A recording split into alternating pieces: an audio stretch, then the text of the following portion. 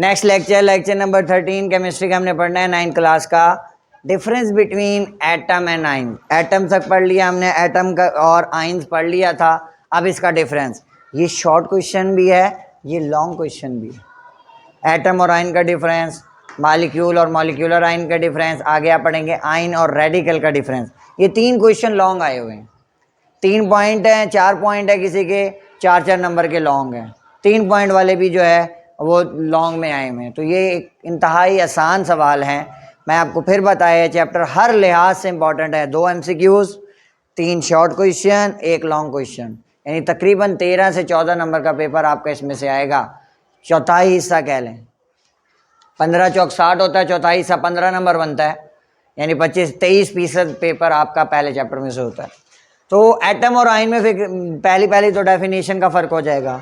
The smallest particle of an element, element का छोटे से छोटा जर्रा एटम कहलाता है। Smallest unit of ionic compound या आयोनिक स्पीशी, कंपाउंड भी लिख सकते हो, स्पीशीज यानी जो आइंस होते हैं उसका सबसे छोटा। एग्जाम्पल इसकी देख सकते हैं आप लोग, जैसे Na positive ion, Cl negative ion, ये आपने पढ़े हुए हैं। इधर अगर आप एटम, कोई भी एटम का नाम लिख लो, फॉर एग्जांपल हमारे पास हीलियम है, हाइड्रोजन है अकेला, 2 नहीं, ऑक्सीजन अकेला, ये एटम है। अगर ये 2 कर दोगे तो ये मॉलिक्यूल बन जाएगा, ठीक है। इट मे और may not exist independently. Independently का मतलब ये होता है कि अकेले नहीं पाए जाते। जो नोबल गैसेज है, मे और मे नॉट, मे में आ जाएगा कि ये एग्जिस्ट करता भी है और नहीं भी करता, कुछ करते हैं। कौन से करते हैं? वो ये करेंगे, helium, noble gases, helium, neon, argon, krypton, xenon, ये आपकी नोबल गैसेस हैं। लास्ट ग्रुप जिनके कंप्लीट होते हैं ऑक्टेट, यानी वो स्टेबल हैं, वो एग्जिस्ट करते हैं इंडिपेंडेंटली। और बाकी जितने एटम्स हैं वो एग्जिस्ट नहीं करते इंडिपेंडेंट। हाइड्रोजन अकेला नहीं एग्जिस्ट करता, H2 की फॉर्म में एग्जिस्ट करता है। ऑक्सीजन ज़्यादातर O2 की फॉर्म में एग्जिस्ट करता है। अकेला होगा तो फौरन रिएक्ट कर जाएगा, इसलिए मे नॉट एग्जिस्ट। कौन से एग्जिस्ट करेंगे इंडिपेंडेंटली? सिर्फ noble gases. It is a neutral species, neutral है, कोई चार्ज नहीं है। जिस पर कोई चार्ज ना हो उसे न्यूट्रल कहते हैं। अब मैंने कोई चार्ज लगाया इसके ऊपर, न्यूट्रल है। It can not exist independently, कभी भी पॉजिटिव आइन अकेला नहीं पाया जाएगा, फौरन ही दूसरे या नेगेटिव आइन इसको घेर कर, इसके साथ रिएक्शन कर कर इसको NaCl बना देंगे, कैल्शियम ऑक्साइड बन जाएगा, कैल्शियम क्लोराइड बन जाएगा, CaCl2, CaO, तो ये कुछ भी बन सकता है। इट हैज़ पॉजिटिव और नेगेटिव चार्ज। अच्छा, पॉजिटिव चार्ज अगर आइंस के ऊपर हो तो उसे क्या कहते हैं? कैटाइन या एनाइन। मैंने आपको टर्म बताई थी कैसे याद रखना है इसको। Cation cup, CuP cup, C से कैटाइन, P से पॉजिटिव चार्ज। एनाइन AN, दूसरा लफ्ज भी बता रहा है, AN, N नेगेटिव। तो अगर पॉजिटिव चार्ज है तो कैटाइन, नेगेटिव चार्ज है तो एनाइन। तो ये इसका डिफरेंस शॉर्ट में भी आएगा तब भी ये तीनों पॉइंट लिखने हैं, लॉन्ग में है तब भी तीनों पॉइंट लिखने हैं।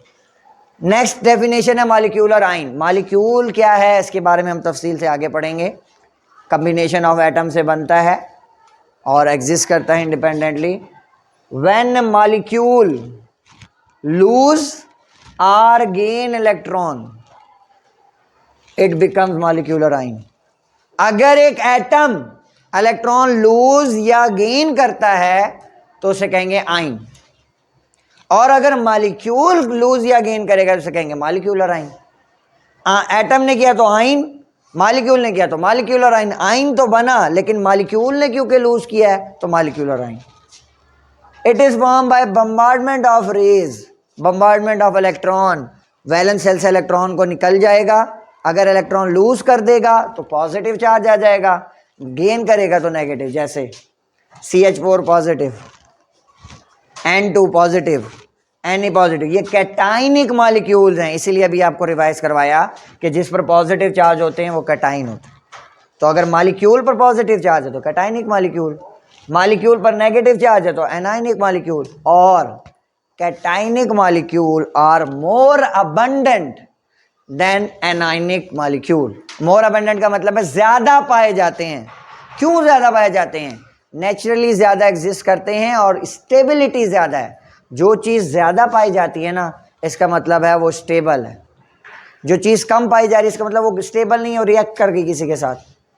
तो इसीलिए कहते हैं हम लोग कैटाइनिक मॉलिक्यूल, कैटाइनिक मॉलिक्यूलर आइन या सिंपल मॉलिक्यूलर आइन जो पॉजिटिव चार्ज कंटेनिंग है वो ज़्यादा पाए जाते हैं एनायनिक की निस्बत। है बच्चों आपका difference between molecule and molecular ion. Molecule, it is smallest particle of element or compound which exist independently। यहाँ पे शर्त नहीं लिखी, मॉलिक्यूल एग्जिस्ट करता है इंडिपेंडेंटली। N2, H2, O2, ये सारे Cl2, F2, Br2 सारे मॉलिक्यूल हैं। एटम के कम्बिनेशन से मॉलिक्यूल, एटम छोटा है उससे बड़ा मॉलिक्यूल है, ठीक है, फिर ये बनते हैं कंपाउंड और मिक्सचर। एटम मिलकर मॉलिक्यूल बनाते हैं, ठीक हो गया। It is smallest particle of ionic species which cannot exist independently। ये इंडिपेंडेंटली एग्जिस्ट नहीं करते ज़्यादा टाइम तक, रिएक्ट कर जाएंगे फौरन। और ये आयोनिक, ये भी आयोनिक स्पीशीज, ये भी आयोनिक, क्योंकि दोनों आइंस हैं।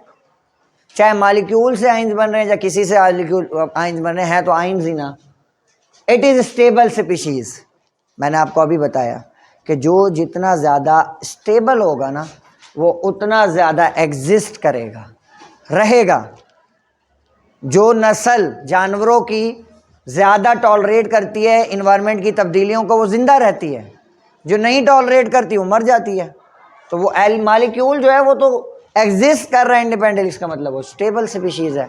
स्टेबल का मतलब कोई क़याम पजीर, उसको किसी की ज़रूरत नहीं है। इट इज़ रिएक्टिव स्पीशीज़, जैसे ही आइंस बनेंगे फ़ौरन ढूंढेंगे कोई अपोजिट आइन और उसके साथ रिएक्ट कर जाए।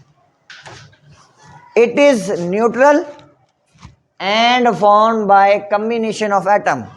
एक तो ये न्यूट्रल है, इसमें दो बातें मैंने कवर की, अलहदा भी लिख सकते हो, ये न्यूट्रल है, ये चार्ज कंटेनिंग है।